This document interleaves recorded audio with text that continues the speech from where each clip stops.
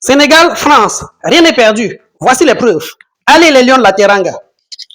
L'une des équipes les plus représentatives du continent africain, à savoir le Sénégal, a perdu un but à 3 contre la France à l'issue de son premier match de la Coupe du Monde États-Unis-Canada-Mexique 2026.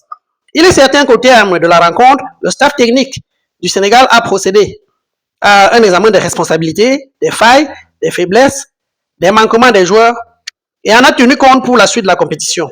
Donc la présente vidéo n'a pas pour but de donner des leçons de football à qui que ce soit ou des leçons d'encadrement et de réajustement à des techniciens sénégalais hautement qualifiés, en qui la fédération et le gouvernement du Sénégal, ainsi que les millions de supporters sénégalais et le peuple africain tout entier ont placé toute leur confiance.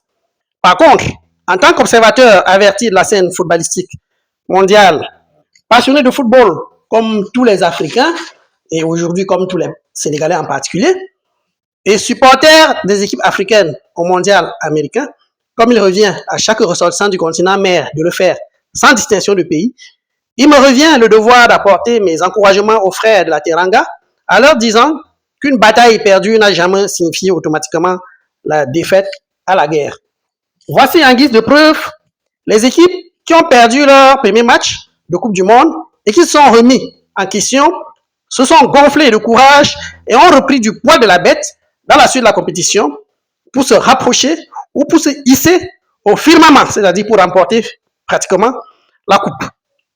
Alors, voici quelques exemples puisés dans l'histoire de la Coupe du Monde. Premièrement, la Coupe du Monde 1954 en Suisse. Donc, je vous laisse là défiler quelques images de la Coupe du Monde 1954 en Suisse.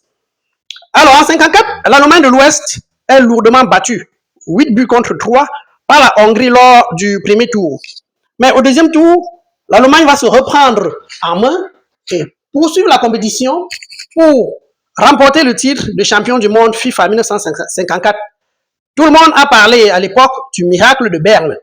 Alors, continuons à croire et à supporter nos lions de la Teranga pour espérer un miracle de New Jersey à New York d'ici quelques semaines.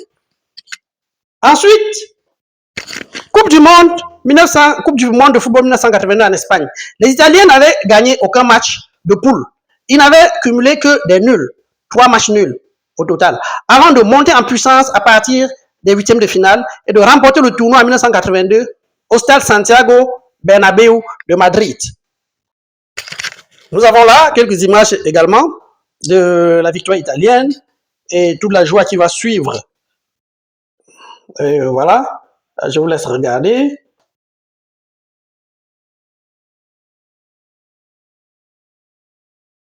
Voilà, vous avez là des images de l'équipe d'Italie. Puis vous avez la Coupe du Monde FIFA 2010 en Afrique du Sud. L'équipe d'Espagne avait été battue au premier match, 1-0 par la Suisse, mais avait la hargne de gagner. Les Espagnols vont puiser au plus profond d'eux-mêmes pour revenir dans la compétition lors des matchs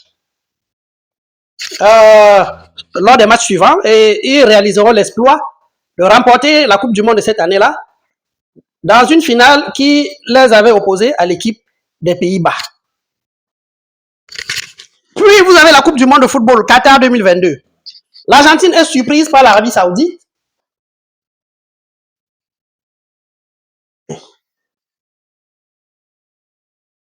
Donc, Coupe du Monde de football Qatar 2022, l'Argentine est surprise par l'Arabie Saoudite lors de son premier match de poule. En effet, le représentant attitré de l'Amérique latine avait été battu par les Arabes surpris eux-mêmes par un score de 1 but contre 2. Mais cette défaite va galvaniser l'équipe d'Argentine qui va reprendre du poids de la bête, réviser sa stratégie, remplacer ses joueurs défaillants et remonter la compétition pour se hisser au toit du monde au Qatar en remportant la Coupe du Monde de cette année-là contre la France après des tirs au but âprement disputés.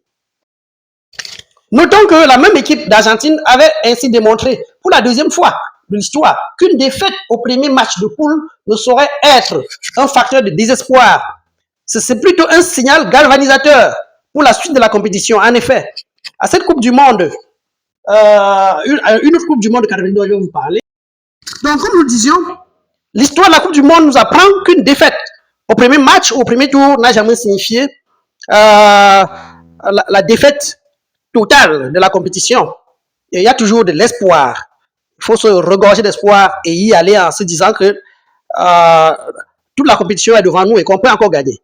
La preuve, pour la deuxième fois donc, comme je vous parlais de l'Argentine, c'est en 1990. Alors, à cette Coupe du Monde de 1990 là en Italie, le match d'ouverture fut un choc monumental avec une défaite inattendue de l'Argentine face aux Lions indomptables du Cameroun, qui vont battre les Argentins avec d'ailleurs un nombre de joueurs insuffisant. Les Camerounais seront 8 ou 9 joueurs seulement au stade contre 11 joueurs argentins. Alors, l'Argentine va perdre le match, 0 but contre 1 pour les Lions indomptables du Cameroun.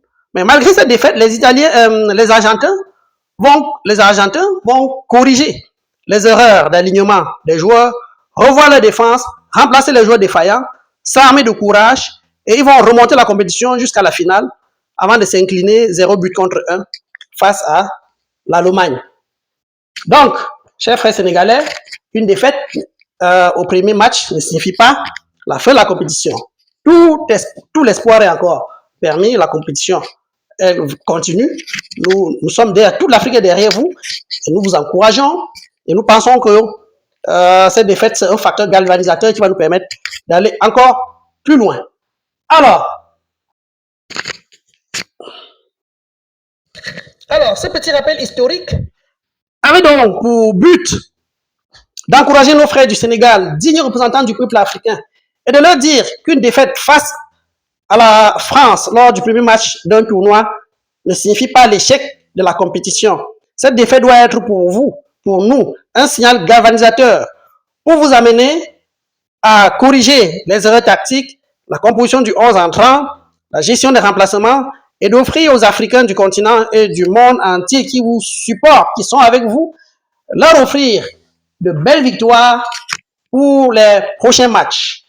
Donc, l'Amérique est là, la Coupe du Monde 2026 est encore à notre portée, c'est à la portée du Sénégal, c'est à la portée du peuple sénégalais. Toute l'Afrique est derrière vous et nous vous encourageons. Vive les Lions, la Teranga, vive l'Afrique debout. Chers frères et sœurs, n'oubliez pas de liker cette vidéo et de vous abonner pour encourager la production. Je vous remercie.